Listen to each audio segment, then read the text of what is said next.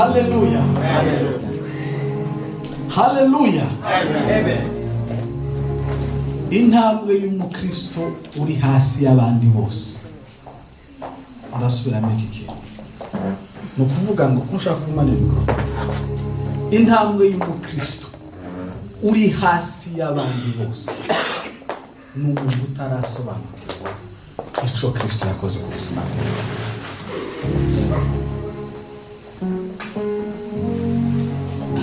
Murebe kuvugwa biza bivuna. Niba hari umuntu wavuzwe hano azi ikintu kiza kigora cyane.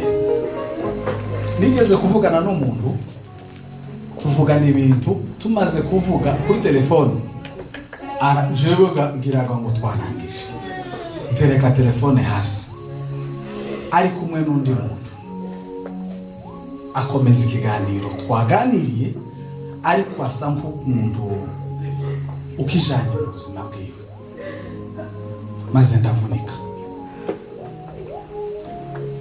Yesu ashimwe cyane. Ndavunika none nkazanye base uyu muntu mu buzima bwanje nzongera kumubwira icizere twicarane tuganire. Yemwe abantu bafite ibikomere kandi ibikomere byinshi ntibabikuye hanze babifatiye mu bantu basenga. Iba ikiza kivu nukubana n'umukristo wakagombye kwizera k'umukristo ariko kamubura umusaruro.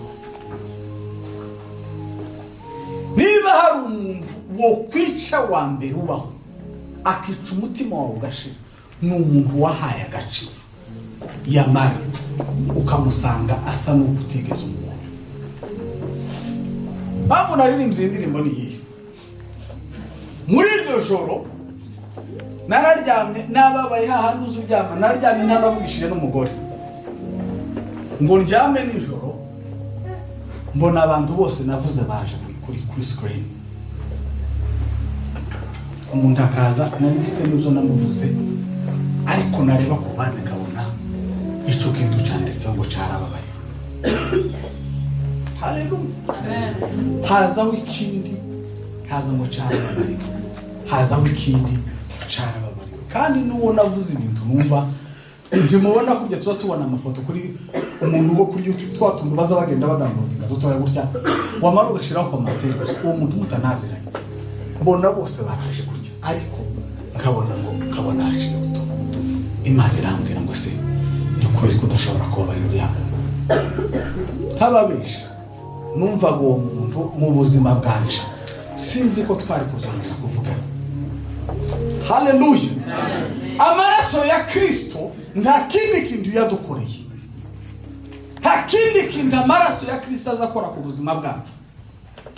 Yego. Bibiliya ivuga ngo Satani ni umurazi wacu iyo ugiye gusenga gutyo gutyo azamaza na liste y'ibyaha yamara aya maraso akavuga ngo uyu nguyu muhaye murona gutya uribuka imyaka 2000 ishize n'uyu nagendeye. Haleluya. Ejo mu gitondo sinzi niba nambarije bizayibaho nyine aho uzuja gusenga ukazomba amasengesho ndahayarenga nahangaha ugakubita wari wagiye gusenga ukamunanirwa ukagenda ukaryama. Muziki ndikiba cyabaye Satani aba yazanye dosiye y'ibirego bavuga ati urasenga gute nejo ukuntu zagenze urasenga gute n'amacupa ari mu kabati urasenga gute firigo yawe imeze gute. Satani ikintu cya mbere azadukorera azatuzanira ibyaha imbere yacu kugira ngo tutinjire. Mene draze lavo Satani anyibukije tukira nigwa kwanje ashaka kunyeresha janubira misho mukiza wanje wabinguye byose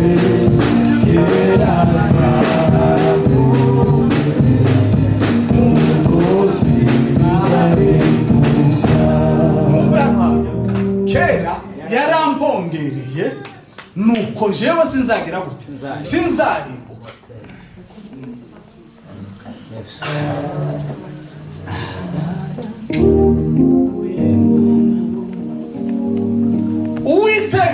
bucamanza. Donc dore ukuntu bizabigenda. Satani agira dosiye ziwe azazana buri munsi imbere y'ubugingo bwanje, imbere y'ubuzima bwanje. Igihe cyose ntabwo azaryama, nta nubwo azasinzira. Ikintu cya mbere Satani azakora ku buzima bwanje, azashaka gushiraho urusika ruri hagati yanje n'Imana. Haleluya!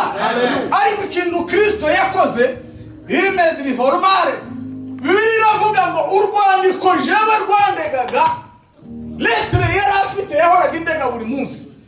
Yarayifashe afata iyanje, afata iyawe, afata iyuriya, ayazijana ku musaraba. Arangije aravuga ngo ibigi iki cyaha ndakirangije none mari teleformase. Umuntu wese uzabyize iki cyaha ndakirangije. Yego. Ubu Kristo bwo hasi bubaho no gushaka kwirwanira gukiranuka.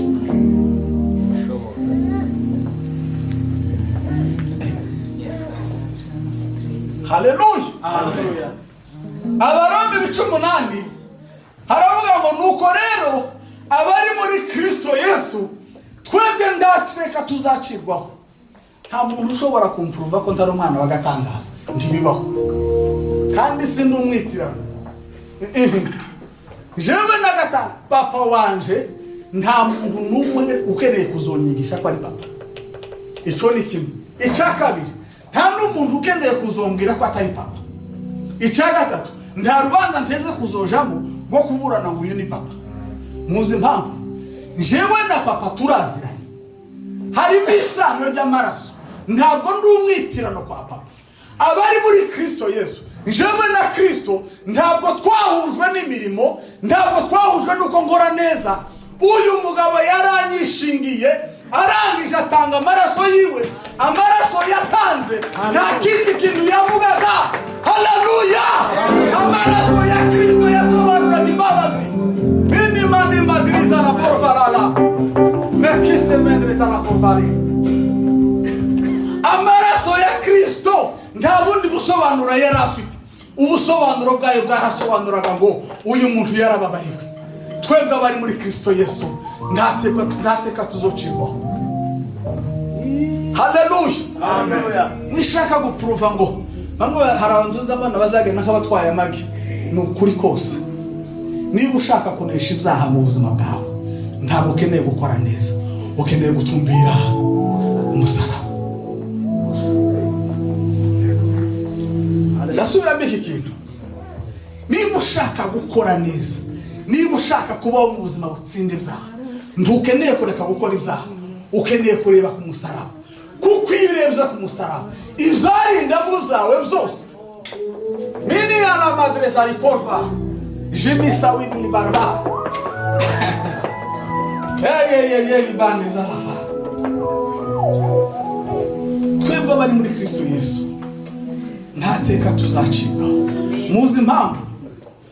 Muri Kristo Yesu ni inzu twubakiwe, n'ubuhungiro twahawe, n'ahantu dutuye. Twebwe dutuye ahantu, aho hantu ntitunyeganyezwa n'imiraba kwije yose. Haleluya. Iyo tugenze gutya hari amaraso azatuvuganira. Iyo turyamye hari amaraso azatuvuganira. Iyo dutewe hari amaraso azatuvuganira. Kandi aya maraso azatuzengurukaho ubuzima bwacu bwose. Muzi impamvu tutaza twiheba ngo tuganye nk'abandi? N'imbaraga z'amaraso. Hatabaye amaraso nawe wosubizanya nk'abandi. Haleluya. Hatabaye amaraso nawe wokoresha imbaraga z'umubiri. Dufite topic ivuga kurwanya intambara nziza yo kwizera, hanyuma ngo dusingire ubugingo. Nta kintu na kimwe dukeneye gukora ngo tubone ubugingo buhoraho. Ikintu cya mbere Bibiliya ivuga ngo ufite uwo mwana afite ubugingo. Siko yemwe? Hanyuma ikavuga ngo udafite uwo mwana ntabwo afite. Nushaka ubukora ibintu bimeze gutya. Ikintu cyantangaje ejo bundi naratekereje, hari ukuntu twari turimo kuvuga ku bintu by'amafaranga. Imana irambwira ngo si umuntu apfuye nta muntu n'umurapa ngo bavuge ngo yapfuye ngo asize yubatse amazu 8. Kuko iyo ciwe sindumva nta munsi n'umwe ndumva uyu mwera umugabo bacu ngo asize yubatse amazu 8. bazaje kugenda baterateranya ngo yafashaga abakene kandi uwo muntu yakomezaga amafaranga tukaza duteranya utuntu ngo kuke kubera ko tuvuga imirimo myiza nuko iyi ngiyi niyo yonyine uzojana nayo uzavuga nitumbiriye gutya tumbira Yesu niwe gisubizo cy'ibibazo wibaza ku buzima bwawe tumbira Yesu niwe gisubizo cy'ibibazo wibaza ku buzima bwawe tumbira Yesu niwe gisubizo cy'ibibazo wibaza ku buzima bwawe. Kubera ko iyo umuntu apfuye bataza baje kumusezerera mu kabari, mwarabibonye, habe nubwo yopfa yishwe n'urumogi bazaza kumusezerera he? Habe nubwo yokwicwa n'urumogi bakamava ngo bamufashe yabaye abanyarwanda mu kinyarwanda ubuntu bw'ubuzizi. Iyo wabaye buzizi ni ukuvuga ngo uba wanyweye cyane ukagenda ukarengesha. Tuzatwanga kuruzamo turi bazima bakatera imirambo akaba ariyo bazana. Mureke mbabwize ukuri, iyo umuntu yafashe Kristo, ndababwira ibintu bibiri byambaye ku buzima bwanje kandi byantangaje. Ndi umuntu wakundaga filime, si cyaha, abazozireba si cyaha, ngende murebe, ariko ndababwira ikintu cyambayeho. Nageza ndeba filime nkareba seri kamitangira nimugoroba ikagitondo kandi singira ibitotsi habe nabiki nari umunyamwete wazo omare sinamenye ukuntu byagenze maze Kristo asura umutima wanje. Asuye umutima wanje ikintu cyabayeho. Dore ukuntu urugendo rwo gukizwa rwo kubana na Kristo ruzarumera. Iyo biri ngo byarendamo yanje nabibonye nk'igihombo. Igihe cyose iyo wunamye gutyo wayisenga nta kindi kintu kizakikubaho, uzayibonaho ubukerereza, uzubona ko wakereshwa. Ni Kinyarwanda wakererewe, ubona ko buri gihe wakererewe. Ngasubira ngasenga, nasenga nkabona ko nakererewe. Noneho usigara ndeba, nafata ya masaha nareba filime nkumva hari ukuntu hari ibindi bintu ndahaye nkora hano, uyu mwanya ngenda nkugabanya. Nisanga kureba, donc narebaga seri yose, nkareba sezo yose, cyangwa se nkareba ni episode, nkareba episode yose nkayirangiza ngafatira. Noneho nsanga n'akantu k'iminota 40 hari ikindi kintu nakagombye gukoramo. Impamvu muza mubona runo ruhande rwagiye hasi, ndi muri ahakunda, donc ndi muri ahahabwa, nturabona imbaraga ziba mu kuboko kw'iburyo. Kristo ntaza aryoha ku munsi wa mbere ndibaho. Mureke mbabwire ikindi kintu gitangaje. Iyo umuntu yakoze sport mu gitondo, iyo utazikoraga, ikintu cya mbere umuntu aza yumva ibihingo, uzumva nk'inyama ziyazeguka. Bamwe bazabibesha ko kera maso zizatangiye kuza, ariko uburiye ubukiri hasi cyane. Donc umusaruro wa sport ntuzugaragara ku munsi wa mbere gukubita ukarara ukazunanirwa gutambuka. Umusaruro wa sport ustangira kuwubona igihe usigara ukora sport amasaha 2 ukaryama ugasinzira ugaca nta kibazo ufite. Haleluya! Abantu benshi banga sport ku munsi wa mbere n'uwa kabiri, naho benshi baza bananirirwa. Amasengesho nayo ukuntu ameze, iyo usenze, iyo usabanye na Kristo mu gitondo, uzuribwa rimwe na rimwe iyo hari yakora aza kubangamira. Bamwe muri bo nagiraga inshuti yanjye yitwa Fidele, yagaze ambwira ngo yashaka gusinzira neza ngo azasoma Bibiliya, ngo habe nubwo yo bakangutse ngo Bibiliya zimutera ibitotsi kubera ukuntu nyine izigora. Kandi gasi Fidele gusa, hano dufite abantu mu gitondo nari kumwe n'umukobwa araramyisha mu Banyanigeria, hantu narindi araramyisha yerere. Noneho yari yicaye ngi rwanda rwaje ngo bavuge ngo basome mu Bafilipi, mukora bashaka ashakisha Abafilipi. Noneho yanagiye no mu mashakiro abura Abafilipi. Tuzana kwereke mama mfasha Abafilipi ndabamweretse. Aratangara arambira ngo gute wowe wamenya ko donc niko kumbwira ati wowe ni gute wamenya Abafilipi. Yaririmbishije kuririmba gutya yakoze igitangaza kandi yari afite ijwi rinyoroje ariko ngo ashaka Abafilipi arababona. Ukuga ko ndavugaga wa mukobwa twari turi kumwe hariya ariko nibwo bukristo dufite ahangaha nibo bantu dutunze. Mureke mbabwire ikimenyetso cy'uko abantu benshi ariko bameze.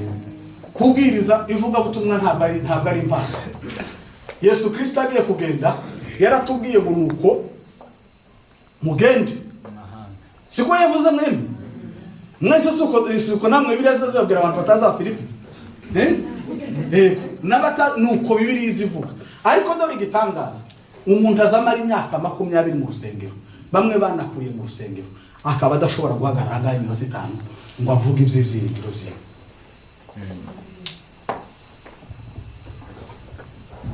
Simbesh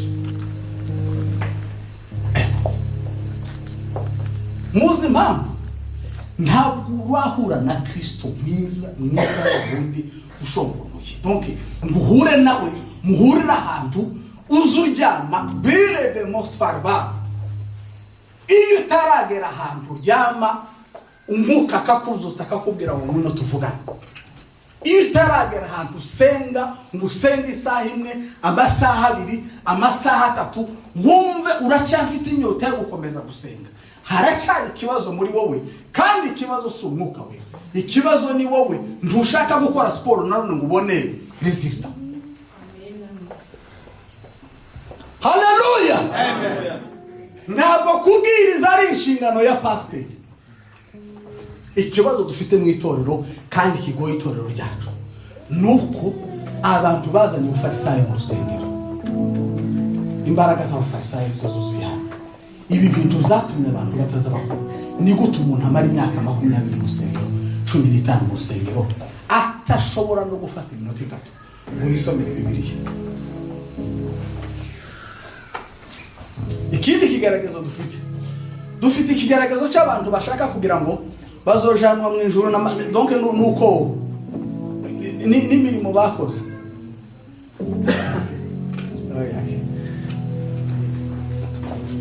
Nitwizere Yesu tuzabona cyagitondo. Oh, igitondo kizacumuke n'umunezero.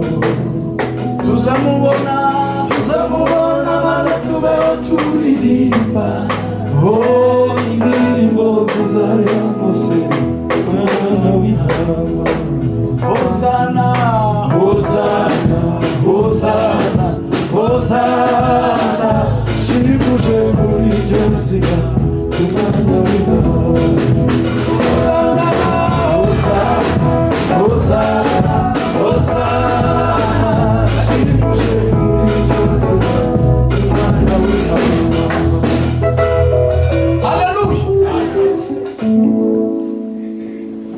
Tuzadutegereza ngo pastor n'uzozana ubuzose hano, ariko mukuri umunsi wa mbere winjire hara ku marembo runo rusengero urufitemo uburenganzira 120%. Siko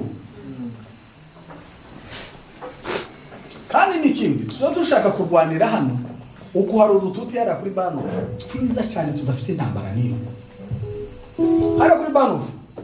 Ugiye ugahagarara ugafata igitabo ukavuga ngo Yesu Kristo Yesu azagaruka tujanirwe tugumane nawe iminsi yose uko yamasezeranye natwe. Hari umuntu wagiye kuri banofu hariya ngo afate icyapa ahamagare ngo mwese abarushe n'abaremerewe nimuze munsange ndabaruhura. Pastor hari uwo guterayo uko ari umuntu uzucumura ngo kubera ko atazamuha kuririmba. Uracafite ikigaragazo gikomeye cyane. Ubu Kristo nta kindi kintu bizabisobanura ubuzima twakiriye muri Kristo. Ubwo buzima niwo muco, hanyuma ibi bintu wakiriye ntushobora kubyicarana kuko ntushobora kwihangana keretse ushoboye kubitangatanga. Haleluya. Igihe uzamara umwaka nta muntu urakizwa ku bwawe, uza wiga bivuga mu nshingano yanjye ico nazi hano ku isi ntabwo kirashika.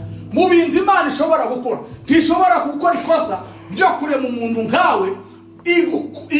Ntuzi imbaraga Imana iba yaragutanzeho, hanyuma ngo nikuzana hano ku isi nguze kuza gusa uzurya inkoko zo muri Reveni zo muri Ntuza nizo muri Rosemary nazo ziba. Haleluya. Imana yaraturemye kugira ngo tugaragaze imirimo myiza yayo. Imana yaraturemye kugira ngo twamamaze kugira neza kwayo. Bibiliya ivuga ngo kuko turabo yaremye ituremeye imirimo myiza muri Kristo Yesu kugira ngo tuyigenderemo. Paulo yandikira Timote yaramubwiye ngo ibintu wumvishe ugenda ushaka abantu bo kwizerwa nabo bibahe nabo babisangiza abandi. Impamvu monde seculier ikomeje kwamamara kuruta gospel nuko habuze abagabo bo kwizerwa. Impamvu abo bagabo babuze nuko kugira ngo dufate umwanya dushaka Kristo turi mu gufata umwanya dushaka gukoresha imbaraga kugira ngo turebe ko twokiranuka.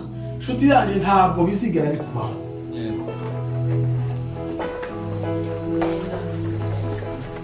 Haleluya. Haleluya. Haleluya. Turi mu kurwana n'intambara tudafitiye umuti.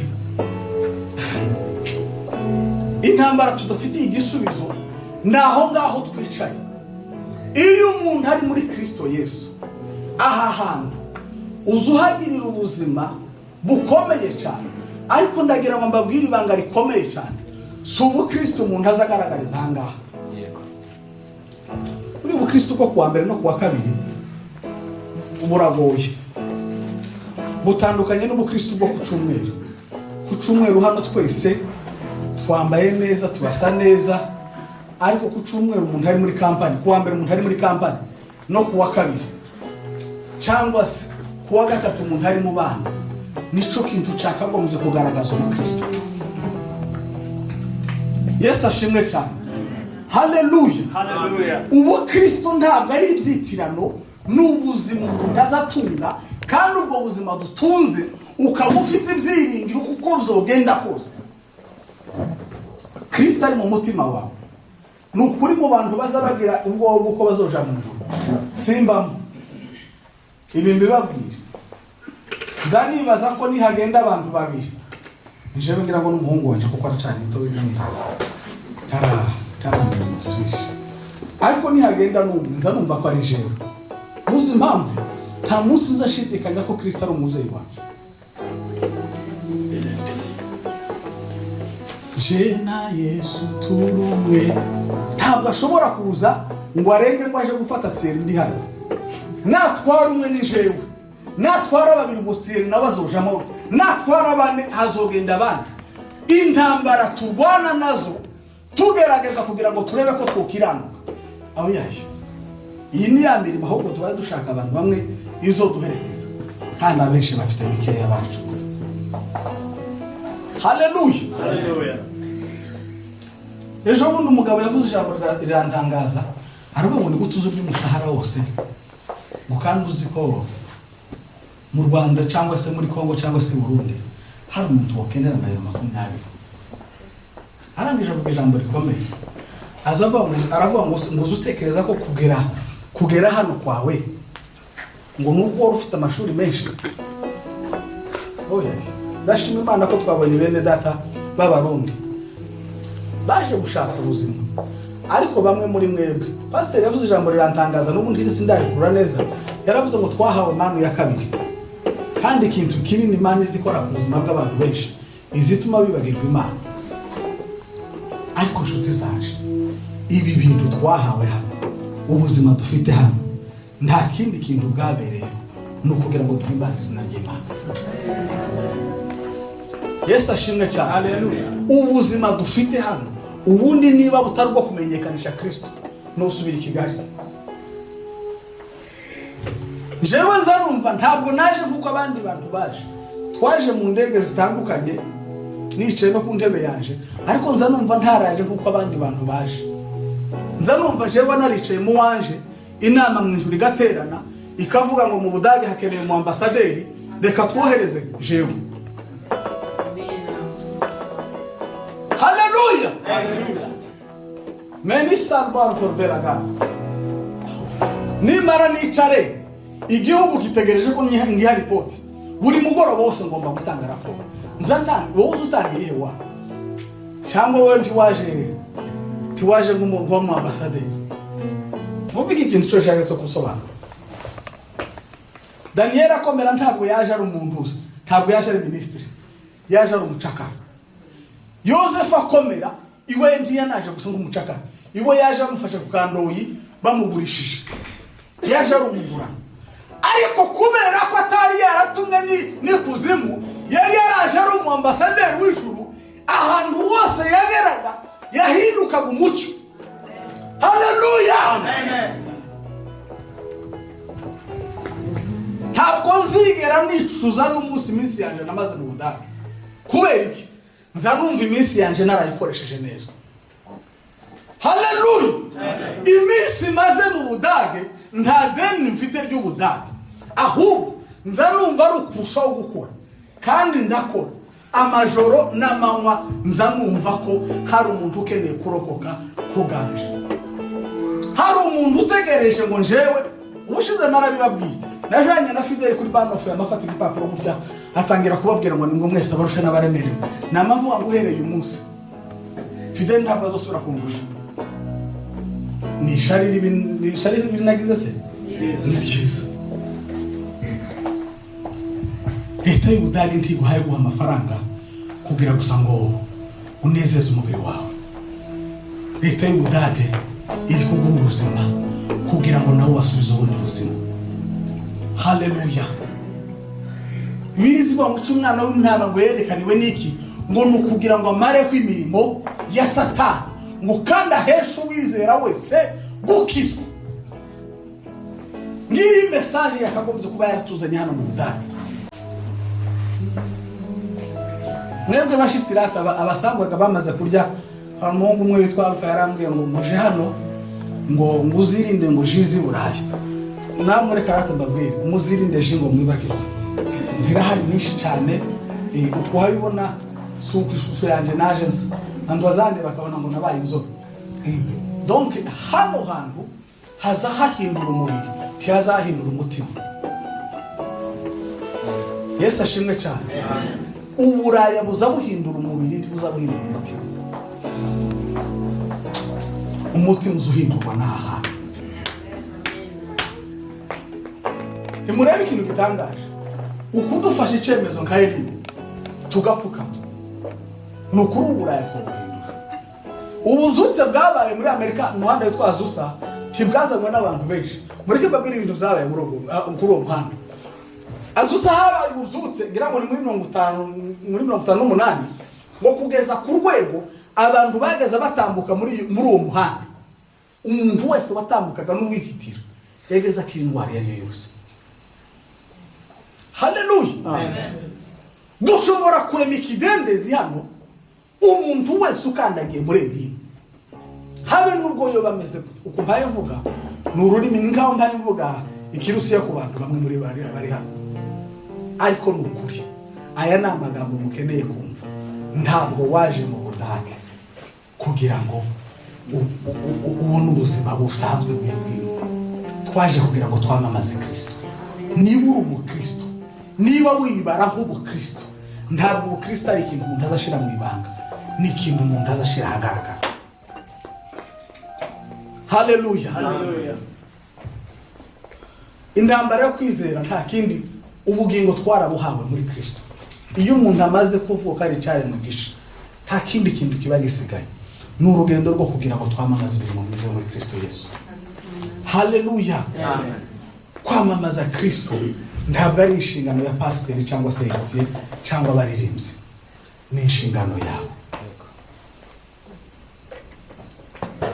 Igihe cyose ushobora gutekereza ko uri umunyantege nkeya. Umunsi umwe umuntu umwe ngo yaratekereje ngo asoma kiriya cyanditswe cy'ababembe ngo yibuka ukuntu ababembe aribo barokoye Isiraheli. Gusa bahari bagenda. yamazuka saa 6 z'ijoro akaza agenda mu ntuza umugi akaza avuga ngo mana ibi ni ibirenge z'umubembe ibi ni ibirenge z'umubembe ibi ni ibirenge z'umubembe bihindure abantu bari muri ana maso ibi ni ibirenge z'umubembe bihindura abantu bari muri ana maso ibi ni ibirenge z'umubembe bihindura abantu bari muri ana maso umunsi umwe mu rusengero biciye mu rusengero umuntu atanga ubuhamya aravuga ngo yararyamye gusa ngo ararota ngo abona ngo Kristo ngo yamufasha aryamye amaze kuvuga bwa buhamya wa muntu ngo umutima uramubwira ngo bya birenge by'umubembe ko birakora. Haleluya. Wenda nturi intyoza ntuzi kuvuga ariko byibura aho ugeze shaka uburyo uhasengera. Haleluya. Aho ugeze uvuge ngo hano hantu mpagaze jewe ndahasengeye. Muhaguruke dusenge.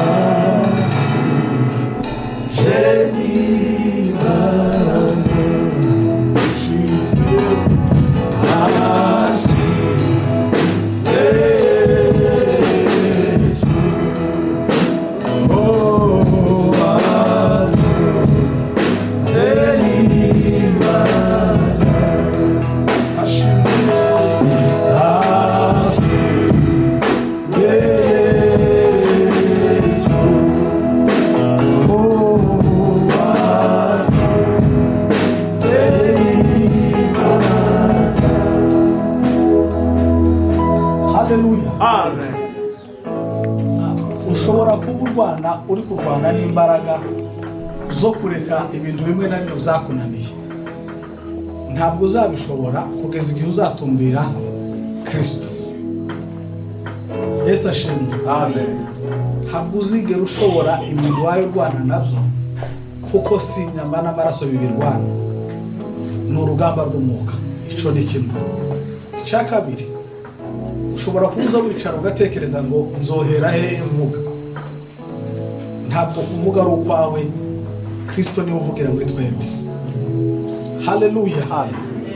Ikintu ukeneye gusa no gufata icyemezo ukavuga ngo ngiye kuvuga. Yesu ashimwe cyane. Shaka ko pastor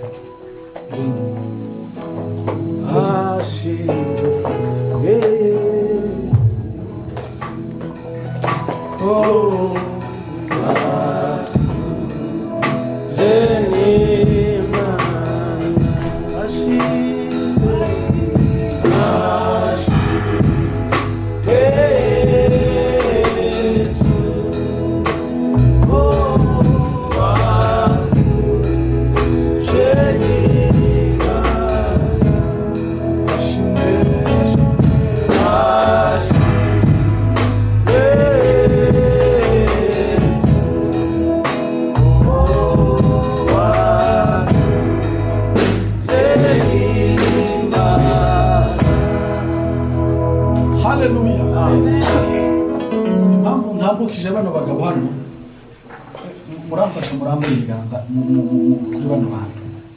Hanyuma nta munsi n'umwe tuzigera dusenga ndababwiza ukuri n'abazungu bari muri ano mazu ngo baze hano, ahubwo tuzosenga dusohoke tuje kubabwira basi. Haleluya. Amen. Biriziba ngo bazumva gute batara ego ko ndumva nifuza umwaka utahavye tuze dusengana n'abanyiri b'ubuhano, atari uko dushaka gukwegerana nabo ahubwo ariko dushaka kuba mu buzima bwabo. Haleluya. Amen. Nukuri ko numva ari umutwaro mfite nawe ugire nunda ugire zibura uzuvuga ngo mana ngiye gusenga byibura nzobona umuzungu w'ijana. Haleluya. Amen. Ego murarambura ibiganza hanyuma dusenge muri muntu wese agira umutwaro wo kugira.